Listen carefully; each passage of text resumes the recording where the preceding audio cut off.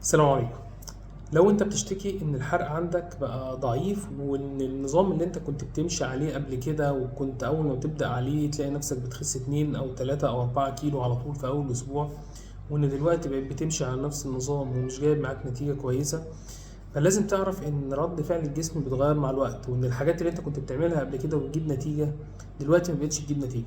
زي المكنة اللي انت مشغلها على سرعة عالية كذا سنة مدة طويلة بتعمل نفس العادات الغلط، مع الوقت هتلاقي انتاجيتها بتقل وهتلاقي ادائها بيقل زي جسم الانسان بالظبط.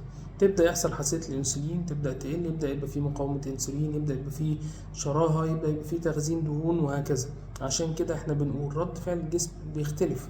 زمان كان الجسم ممكن يطلع كميه انسولين اعلى ويبدا ان هو يخزن دهون اكتر، دلوقتي بقى فيه مقاومه انسولين، دلوقتي بقى الجسم يروح يخزن دهون في منطقه البطن. طيب الحل للموضوع ده ايه؟ افضل حل للموضوع ده هو الرياضه. الرياضه لازم تبقى من اولوياتنا ولازم تبقى موجوده جزء اساسي في حياتنا.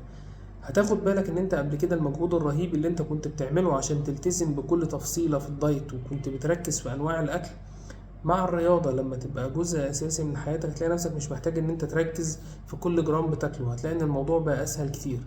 تلاقي ان كتله العضلات لما بتزيد بتحسن من الشكل بتاعك بصوره كبيره جدا، وهتلاقي نزول الوزن بقى اسهل. لما كتلة العضلات عندي بتزيد ولما بلعب رياضة والتزم بالنظام الغذائي بتاعي واظبط مواعيد نومي، مع الوقت هتلاقي ان في حاجة اسمها ليبتين سنسيتيفيتي. ليبتين سنسيتيفيتي اللي هي حساسية هرمون الشبع، هتلاقي ان هي بتتحسن جدا، هتلاقي نفسك بتشبع بسهولة وبتشبع مدة طويلة، وهتلاقي ان الجوع ما بقاش موجود زي الاول، بقيت قادر ان انت تستحمله. عشان كده خلوا بالكم من حتة الرياضة، خلوها من اولوياتكم، ودايما هو مثلث احنا بنتعامل معاه.